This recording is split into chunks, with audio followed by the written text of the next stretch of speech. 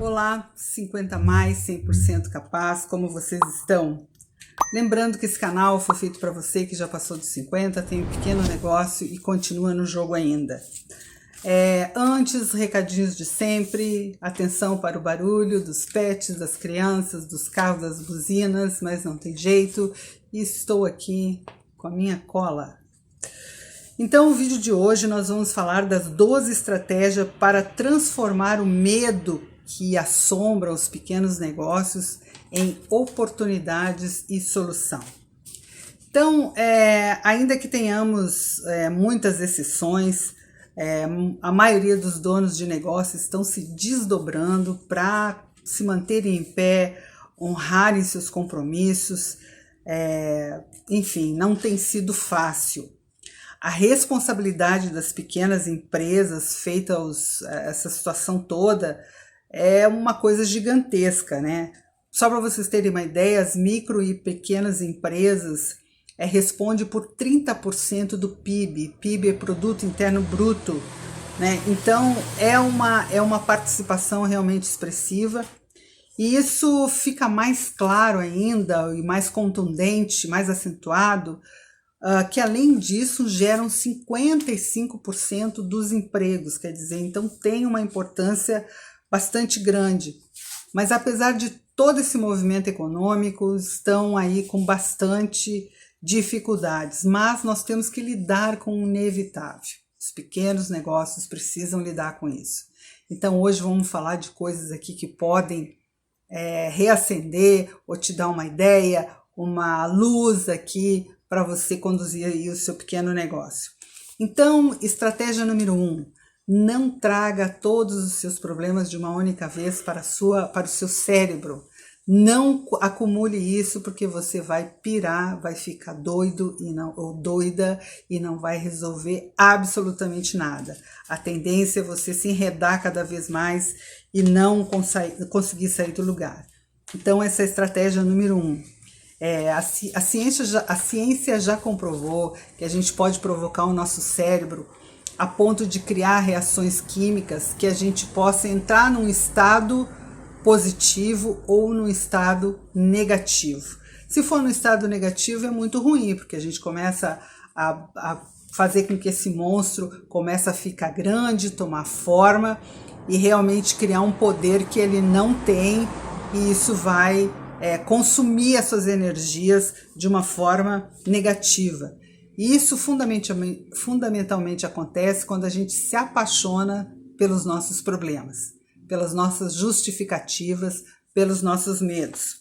Mas, quando a gente quer provocar uma situação positiva, isso é muito legal, porque a gente começa a entrar num estado do meu querer dar certo, baseado em coisas bem pontuais, coisas claras, nada de devaneios, mas situações hipotéticas que você vai vendo, eu posso fazer isso, eu posso fazer tal coisa para sair dessa situação. Então aí surge uma lembrança, você acaba revisitando momentos bons, informações lá guardadas no seu cérebro positivas de outros negócios também, e trazendo aí para fazer parte do seu conjunto de ações. E isso é muito legal, porque isso te resgata desse limbo, desse momento difícil, desse caminho sem saída, e te traz aí para uma visão muito melhor daquela que você estava tendo. Tanto é que às vezes a gente pensa, nossa, fala até alto, como é que eu não pensei nisso antes? Por que eu não fiz isso antes? Por que eu não experimentei isso antes? Né? E eu particularmente gosto de colocar tudo em gavetas mentais. Não fui eu que inventei isso, o mercado está cheio dessa expressão, mas as coisas boas que são utilizadas, para que eu vou sofrer pensando se já tem quem tenha usado e tenha dado certo? Então a gente tem que se apropriar disso, dessas ideias legais. Então eu coloco tudo em gavetas mentais para poder lidar com todas essas coisas. E você não pode deixar todas essas gavetas abertas para não confundir, principalmente quando você tem que fazer escolhas, né? Escolhas do que fazer. Então, as gavetas te dão esse norte, te dão essa possibilidade de você tratar um problema de cada vez, ou problemas correlacionados, e tenta resolvê-los, e aí depois vai para outros completamente diferentes. Esse entendimento é o mesmo de você organizar uma gaveta de verdade, um guarda-roupa, um armário, uma despensa, um galpão, um ginásio, um depósito com infinitos metros quadrados. O entendimento de organização para resolver coisas mais complexas é o mesmo. Separar. Então, a segunda estratégia é escolha a gaveta que vai te deixar respirar. A gaveta que mais te deixar um pouco mais livre, um pouco ainda não entrando com tanta profundidade, mas a gaveta que te deixa estar em movimento. Qualquer tipo de organização que você escolha e que você possa mergulhar nessa gaveta, mas não a gaveta mais difícil, né? Cada negócio tem a sua particularidade, isso aqui não é uma receita de bolo, né? Então, outra vez você tem que fazer análise. E aí, a terceira, vamos dizer aqui, é a gaveta do financeiro. A gaveta do financeiro deve ser a gaveta mais acesa de todo mundo, a mais temida, né? A mais de difícil organização nesse momento. Então, cria subgavetas. Cria a gaveta do contas a pagar, do contas a receber, cria a gaveta da negociação. Não junta tudo, porque vai ser muita coisa. A quarta gaveta que nós vamos falar é a gaveta da hipótese. A gaveta da hipótese é a única que pode ficar aberta o tempo inteiro, porque hipóteses vão começar a surgir ao momento que você começa a enfrentar. Porém, não coloque na gaveta da hipótese de jeito nenhum, ou sob hipótese nenhuma, o medo. Medo, a crítica, o julgamento, o não vai dar certo, não coloca, é proibido. Então você tem que colocar ali coisas que podem parecer desafiadoras, mas coloca. Porque quando a gente vai lidando com as coisas que a gente tem que lidar, as dificuldades vão diminuindo de tamanho. A gaveta da hipótese, ela é uma gaveta difícil, né? Porque criar alternativa, criar pensamentos para sair de determinada situação é difícil. Então, você tem que estar disposto a mudar o olhar. Mas isso ajuda a surgir novas soluções, a destravar muita coisa. E tenha um autocontrole para não ficar abrindo e fechando, a não ser que você tenha uma situação resolvida. E a quinta gaveta é a gaveta das histórias. Essa gaveta é genial. É genial e não é tão difícil de lidar com ela. É a gaveta onde tem histórias parecidas com a sua, onde tem muita gente que, apesar das dificuldades nesse momento, está dando certo. Então você tem que guardar um tempo, 1 hora por dia, 30 minutos, para ver o que está acontecendo, como é que as pessoas estão conseguindo sair das suas dificuldades. Então, tem que investir tempo para surgir novas hipóteses. E se você é cético, isso vai te deixar um pouco mais confiante. Você que gosta de lidar só com realidades, né? Então, ver para crer ou crer para ver. Então, aí é uma oportunidade. A sexta gaveta é uma gaveta que eu, particularmente, se eu pudesse, eu quebrava ela em 1000 pedaços, porque essa gaveta me incomoda demais, que é a gaveta da ansiedade. Essa gaveta é terrível, mas é preciso enfrentar e até pensar assim, por que a ansiedade está presente ali? O que faltou? O que está faltando? Por que essa ansiedade está desse tamanho? Então, a gente tem que separar a ansiedade da praticidade. Então, eu tenho uma ansiedade, que nome ela tem, por que ela está ali, vou dar um nome para ela e vou dar um jeito nela. Qual gaveta vou colocar essa ansiedade? Mas não deixe ela ter gaveta própria. Ela é uma gaveta de passagem, uma gaveta temporária. Entrou ali, mas tem que sair para algum lugar, para uma das suas outras gavetas. E o bom é que começa a acontecer superações quando a gente chega a esse ponto. o ponto de conseguir separar, um ponto de conseguir dividir e resolver uma coisa de cada vez. E a 7ª gaveta é a gaveta que está tudo dominado. Está tudo dominado não quer dizer resolvido, mas está tudo enfrentado, está tudo iniciado, sendo tratado. Então, digamos, você tirou lá da gaveta da ansiedade e colocou na gaveta que está tudo dominado, né? Ou seja, você está começando ou iniciando, ou em partes, lidar com aquilo ali. A 8ª gaveta é muito mega ultra importante, que é a gaveta dos clientes. Essa gaveta é a gaveta salvadora, por incrível que pareça, é a gaveta salvadora. Então, é a gaveta que eu acho que tem que ser pintada a ouro, pintada à mão. E às vezes a gente está tão absorvido nos problemas que a gente esquece de tratar o que tem dentro dessa gaveta.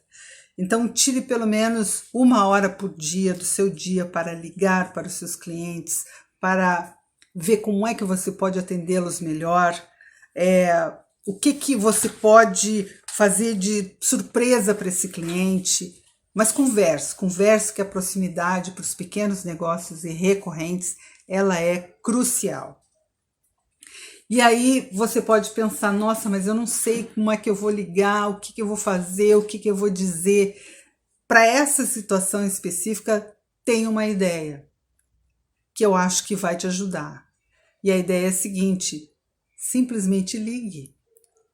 Ligue e tenha em mente o que você quer saber. O que é que você quer saber? Eu quero saber a opinião do meu cliente, eu quero saber como ele está, eu quero saber como é que eu posso servi-lo, continuar servindo melhor. Eu quero saber em que ponto ele está nesse cenário todo, para eu saber se eu ofereço, que tipo de oferecimento eu vou fazer, se muito, se é pouco, se ele é financeiro, se ele é de produto, se ele é da troca. Eu tenho que me colocar. Eu não posso simplesmente apagar isso da minha mente. Reiterar a importância de atender, do relacionamento, da proximidade. Não importa o que ele ofereça, se é comida, se é pneu, se é serviço, se é conserto. Não importa. Você tem que fazer esse movimento. Use as suas redes sociais. O mundo está no digital, está no celular, que a gente não desgruda dele para nada. Entenda o perfil do seu público, agregue outras formas de contato, com mensagem, e-mail, o que for, desde que não seja spam, desde que você tenha permissão para fazer isso. Não se aproprie de dados e comece a usá-los sem consentimento. Não faça uma ligação se o seu cliente não quer esse tipo de contato. Claro que para saber você tem que perguntar, né? De alguma maneira. Quantas pessoas a gente bloqueia, ou você mesmo bloqueia, deleta, por causa desta invasão sem precedentes? Então, cuidado. A 9ª gaveta é a gaveta da sua voz. A sua voz tem poder. Poder de acionar gatilhos mentais, da efetividade, da afetividade, da reciprocidade, ou seja, você faz uma coisa legal para alguém, uma coisa legal volta para você. E esses gatilhos mentais são estímulos que vão agir no cérebro do seu cliente, vai agir no seu cérebro, vai influenciar em emoções e comportamentos. Por incrível que pareça, temos uma gaveta, ela está ligada à gaveta das hipóteses, mas é a gaveta da oportunidade. É a gaveta que você tem que deixar ela aberta, né? Até para ver as coisas legais que já estão funcionando e as coisas que já estão sendo ou foram testadas. Então precisam ser acompanhadas, precisam ser comunicadas, precisam ser exploradas, né? A 11ª gaveta é a gaveta da informação educativa. Você acha às vezes que o seu cliente sabe tudo e você também acha que sabe tudo. Você sabe muita coisa, eu sei muita coisa, mas eu não sei tudo. Seu cliente não sabe tudo. Então, sempre quando você oferece conhecimento, oferece educação, você vai acabar se diferenciando mais que um preço. Porque você vai dizer o porquê do uso, você vai recomendar aquele uso, vai dizer o porquê que funciona melhor desta ou daquela forma. Então, independente se o seu produto é físico, é virtual, isso é muito legal, isso é muito importante. supera o simples valor da aquisição, né? Você vai se diferenciar. Esse valor ele tem que fazer uma ponte com essa educação que leva para a prevenção, leva para o cuidado, leva para o bem-estar, para o lazer, para a economia, para a automação, leva para onde o seu produto tiver finalidade. Então, outra vez a gente fala aí de gatilhos mentais. E tente entregar esses valores de forma inusitada para o seu cliente. Lembrando que eles estão aí, eles não sumiram. Vou relatar aqui algumas coisas, mas atenção, não é para julgar. Que eu tenho observado estando em casa, a gente vê coisas. Então, vejo supermercado com alto-falante anunciando promoções, mercados pequenos. Vejo gás, entregando gás junto com uma água, junto com refrigerante. Desculpem, junto com refrigerante. Vendo frutas, vejo o pessoal vendendo frutas na rua. Quem já não viu a venda de ovos? Outra vez, não julgue se é certo, se é errado vender alimentos, os cuidados, enfim. Só estou relatando o que está acontecendo. As redes de produtos, de serviços fazendo entrega direta para o consumidor, lives nas redes sociais falando desses produtos, demonstrando como usa, e o pet descobriu. Tem um pessoal vendendo produtos de cama, mesa, banho, panelas, panos de cozinha, tudo ligado a quem está em casa, coisas artesanais, muita coisa artesanal. E novamente, o propósito não é o julgamento, né? Se pode, se não pode, é para a gente fazer uma reflexão para o que está acontecendo e relacionar com o momento que estamos vivendo. Posso estar errada porque não existem verdades absolutas, mas aqui o que está falando mais alto é a conveniência. A conveniência está gritando para as pessoas que isso é importante para elas. Então, quem está oferecendo conveniência está se sobressaindo, está mantendo o distanciamento, mas está estreitando o relacionamento. Olha só que interessante. Está mantendo a proximidade e está conseguindo chamar a atenção desse consumidor com a sua atenção. Então não adianta somente criticar, ficar pé da vida, né? A gente precisa prestar atenção e tomar uma atitude. Tem um psicólogo chamado J.P. Guilford, que em 1950 ele já fazia umas abordagens cognitivas baseada no pensamento convergente e pensamento divergente. No resumo da ópera aqui, que a gente não vai dar uma aula de psicologia nem de ciência, mas no resumo da ópera é a gente buscar soluções nem sempre óbvias para complexidades ligadas a comportamentos humanos. Então, a gente lidar com aquilo que está embaçado, que é aquilo que está mais complicado. Então, realmente se desprender de tudo isso e prestar atenção e experimentar. Todos os pontos de contato, de entendimento, de pensamento precisam, aqui reiterando, de permissão dos clientes. Do que eu falei aqui, não tem nada, nenhuma descoberta, não descobri a roda, mas assim, o que eu observo, que coisas que às vezes estão na cara da gente são deixadas de lado e vamos buscar uma complexidade muito maior do que tem que ser feito, e o simples, e o que está ali no nariz não é feito.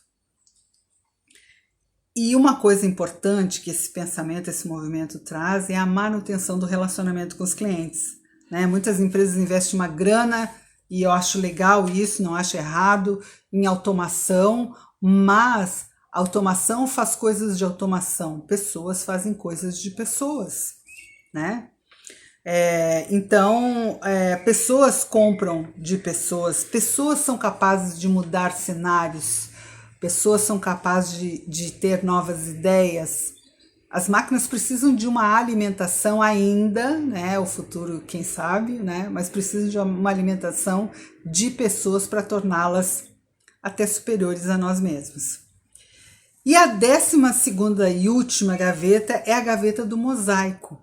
De certa forma, ela já está no entendimento do negócio, que é você quebrar cada gaveta. Pode ter um problema maior, então quebre em muitos pedacinhos e deixe igual um mosaico.